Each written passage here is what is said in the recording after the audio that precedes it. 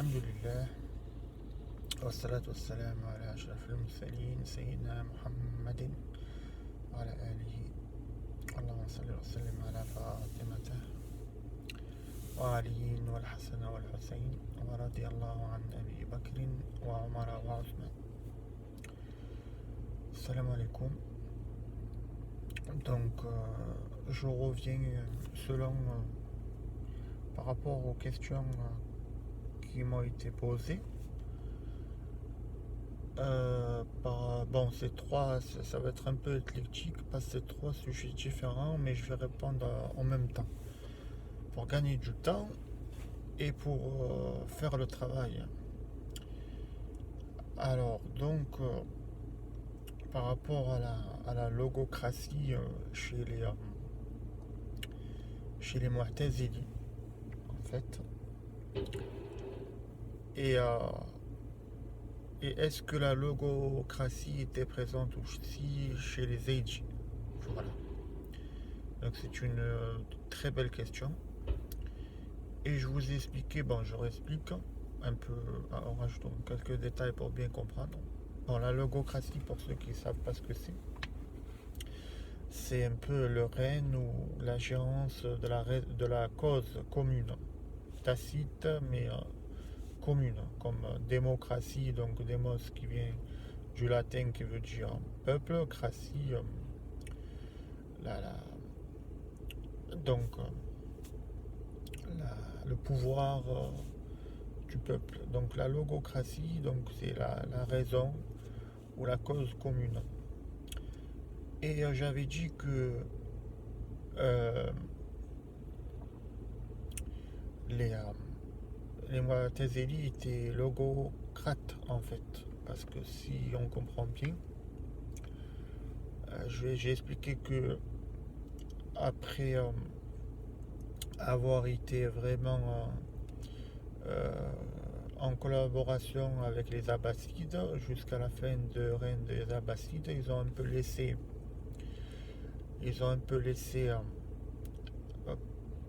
pour compte cette dynastie-là, et la raison c'était que à partir de Ma'moun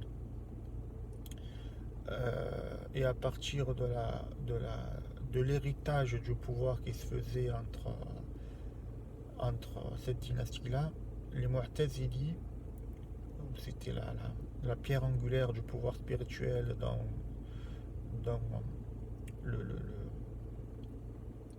la civilisation abbasside, avait laissé tomber un peu cette dynastie parce qu'ils croyaient fermement que l'islam était une logocratie et que un peu engendrer un peu un héritage de père en fils tel des rois était vraiment incongru pour eux.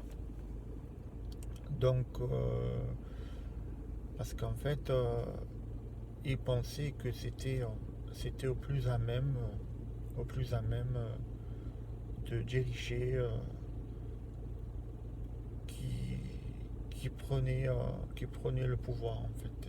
C'était pas le fils de Haroun donc c'était d'où le Mashura au Shura dans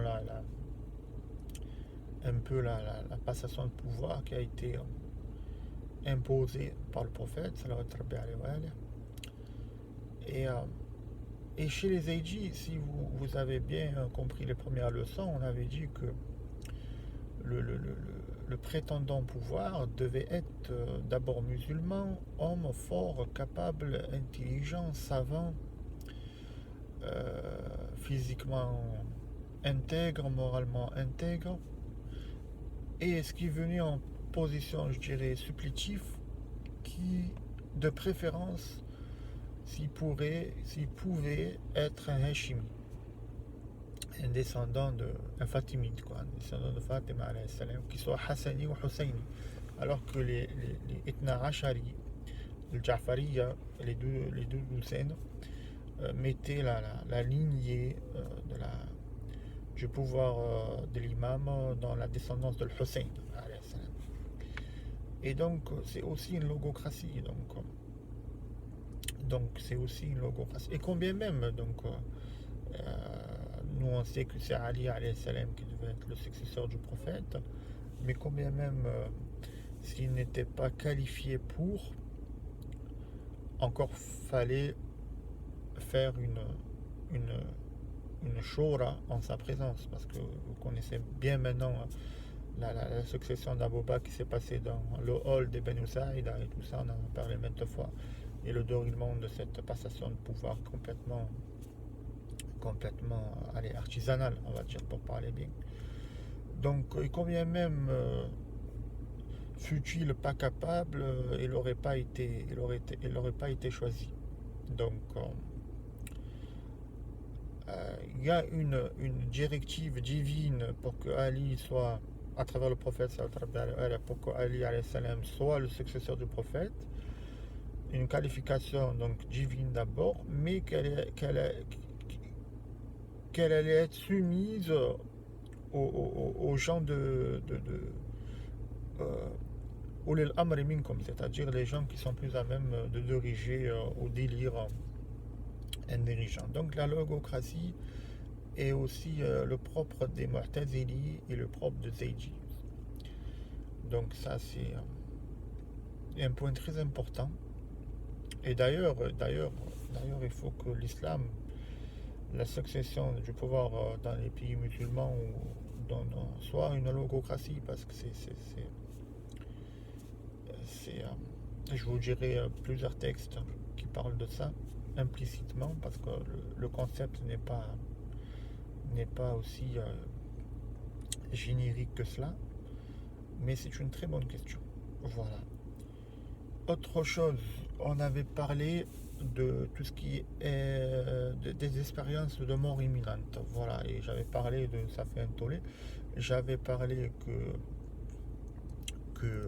en fait, dans ces expériences-là, les gens étaient de toute religion, même athées, même tout ce que vous voulez, pouvaient avoir une belle expérience de mort imminente. Voilà, j'avais parlé de omniscience et omnipotence dans ces expériences, et j'ai expliqué pourquoi. Et donc que l'être humain était savant par science infuse. Donc à partir d'Adam, ses descendants, après ça s'est dégradé. Donc c'est contrairement à ce qu'on nous fait bien croire les évolutionnistes. Donc ça fait un tollé. Bon, ça peut vous paraître loufoque, c'est pas grave. C'est juste que je vous demande du respect par rapport à tout ce qui participe aux vidéos, quoi, de pas dire des mots un peu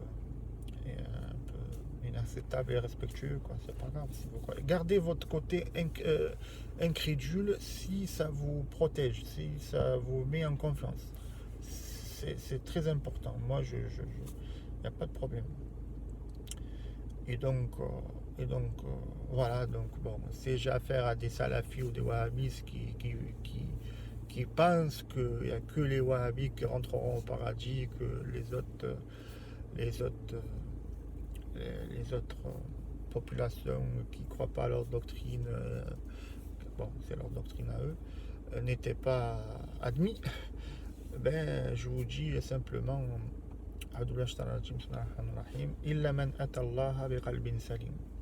celui qui va être il va avoir la pseudo-absolution, il va avoir l'absolution de Dieu, c'est celui qui va lui venir avec un corps pur. La religion, la croyance, elle est secondaire.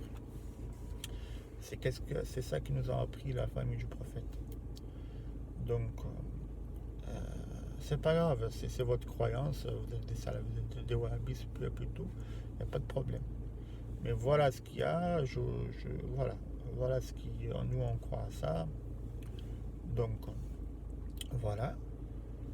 Aussi, j'avais parlé que Ali alayhi salam avait dit que en fait, n'apprenez pas à vos enfants ce que vous savez vous, car ils sont programmés pour vivre dans un monde qui n'est pas le vôtre.